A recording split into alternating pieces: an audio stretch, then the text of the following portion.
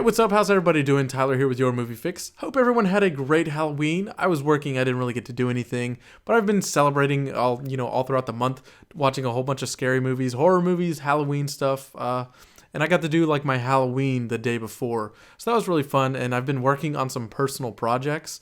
Actually, behind me here, you can see this big shelf with the pumpkin on it and the Pop Funkos. I actually built a shelf with my friend to match some of my other ones because I ran out of room to put all my Blu-rays on. So we built that shelf, and it's a lot bigger, custom dimensions, because I couldn't find anything online with those specific dimensions that I wanted and needed to match everything else. So we just put one together, and I built it. So a lot more room for movies, and I'm going to be getting a lot more collectibles and some movie stuff to be going on there like I have with my other shelves. So that's what I've been working on. And I also got a really cool something that I can't say. It's a project that I'm going to be working on. It's a movie prop. Although you can't see them here, I have posted them on my Instagram, which I encourage you guys to follow because I post a whole bunch of other stuff that I don't always talk about on this channel. I'll post my collectibles, my statues, and my new Blu-ray pickups and stuff like that. But I do have replicas that I have made of Luke and Darth Vader's lightsaber. And I'm actually working on something else that's going to kind of go with my Empire Strikes Back shrine that you can't see. You can see these other ones, but I have an Empire Strikes Back area over here. But I'm building another prop that's going to go with it, and that's going to be really cool. And also I'm working on customizing my Fifth Element steelbook that I just got. So anyway, with all that said and done, getting into this news, terror struck on Halloween for DC fans all across the world. We have lost the director of The Flash, Rick Famuyiwa. This is the second director now to exit the project for this Flash movie. And what's really upsetting about this is that the film was actually supposed to start shooting like next March. So we could possibly be seeing a delay here because they're really close here. And I know he did some rewrites and he was doing his own revisions of the script and the story than what he wanted to do. We did get the original stories done by Phil Lord and Chris Miller, directors of the Lego Movie. They did the first write-up of the story for The Flash, and then we got Seth Grahame-Smith on, who exited for, creative differences, although that didn't seem quite that amicable. That seemed like he was kind of let go.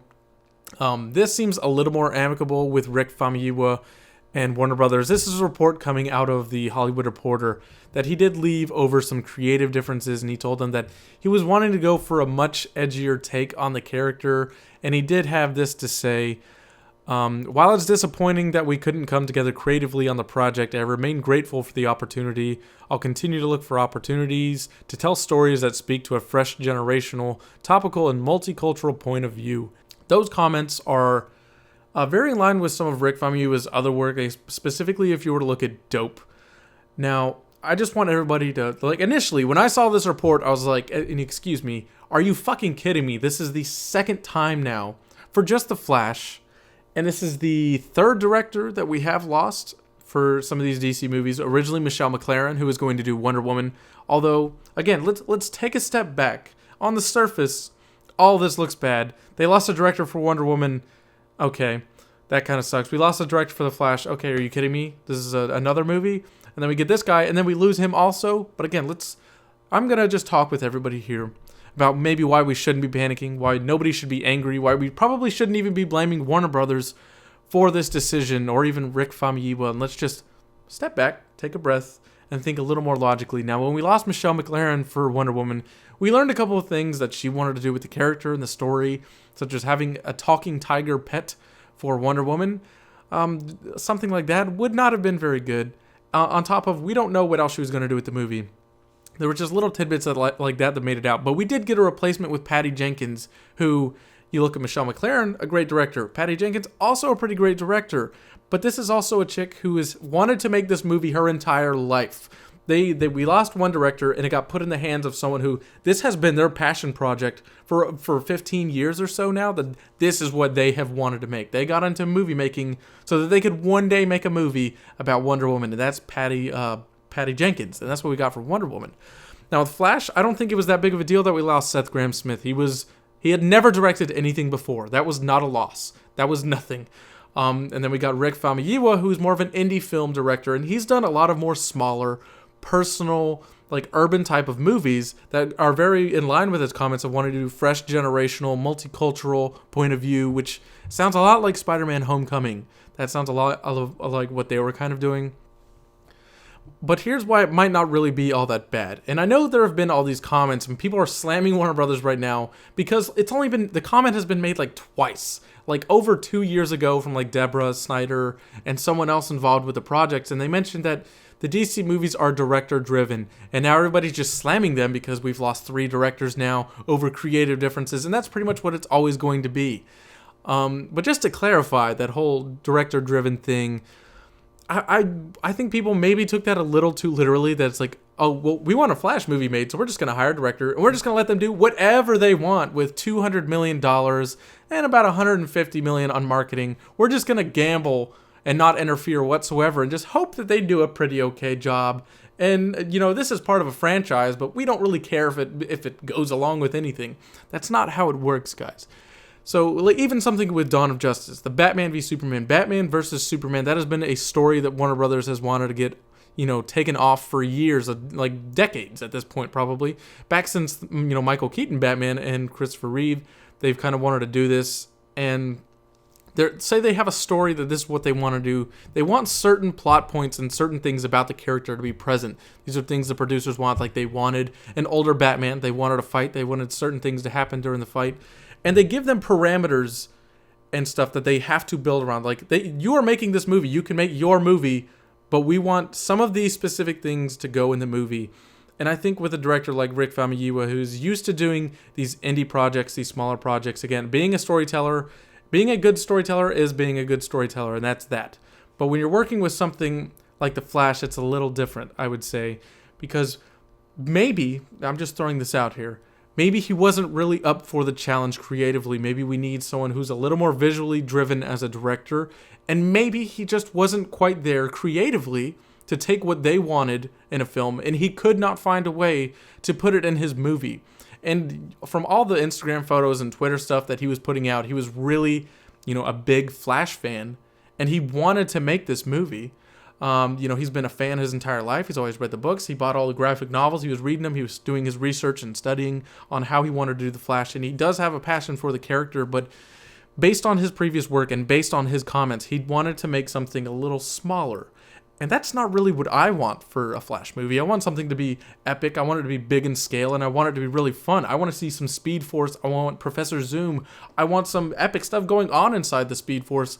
I don't want just Barry running around Central City kind of doing stuff with Iris. And speaking of Iris, who knows, with some of these casting decisions, are we going to lose someone like Kiersey Clemens? Are we going to lose any of the other people that were attached, such as the production designer who did Dope with Rick Famuyiwa? Are we going to lose anybody? How contractually obligated are some of these other smaller roles? I don't know.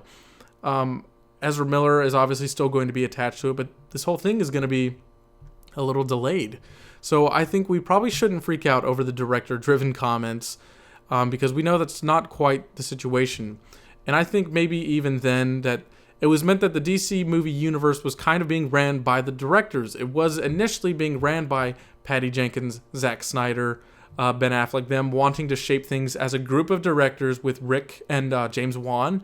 But that's not quite the case now because they've realized some of the backlash, and David Ayer, from Suicide Squad and Dawn of Justice, that okay, we want to appoint somebody to kind of take charge here, and this could be a result of Jeff Johns and John Berg doing things. And I wouldn't say these aren't like Warner Brothers suits stepping in and being like, we want Flash to do this. This is going to be someone more like Charles Roven or producers. They want things done. And specifically Jeff Johns, who is running things, he's like, this is how Barry is. I need Barry to have this kind of personality. I want this event to take place in his life. And maybe I want this villain and this thing to happen. Do those things, these very broad strokes, I want you to paint them and put them in a movie. And it just seems like Rick wasn't really able to do that. Leaving due to creative differences. That's kind of what it is. He had a vision that didn't line up with things that they were looking for, and they parted ways. And again, his comments seem like this was a fairly friendly thing, that, you know, he's regretting that he has to step out, but he just can't really do what they wanted him to do, and that's fine. Yes, it sucks. As DC fans, you know, constantly kind of defending things when That's not fun to do. Nobody likes to have to defend things that they like that other people don't. And again, it's still a majority thing. Majority of audiences like these movies and all. But, on social media, when things like this happen, it is a dark this is the dark ages for DC fans right now. But at least we got news that we're getting a Wonder Woman trailer soon. But I'm not quite going to panic yet, because we could end up getting a director who we're gonna see who it is and be like, well, damn, that's awesome. The same thing happened with Marvel. They lost Edgar Wright, which was a different scenario. He had been working on Ant-Man for like 8 to 10 years before the Marvel Cinematic Universe even took off. He was been working on that, so it just got passed on and on and on to these different writers, different directors, and ultimately ended up with Peyton Reed. And I think that movie turned out great. I thought Ant-Man turned out fine. Wonder Woman looks like it's shaping up to be awesome. Same thing with losing a director. It's not the end of the world, and we could end up hearing that like Brad Bird is going to be doing The Flash, or Matthew Vaughn, Tim Miller from fucking Deadpool. He did recently leave Deadpool as well, which that is a whole nother topic of conversation.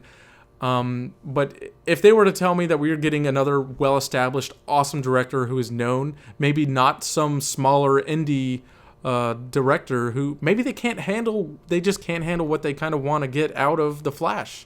And I'm totally okay with that. If we end up getting someone who's visually capable and very creative, and they're able to work within the parameters that a studio wants this movie to get made, I'm all on board for it.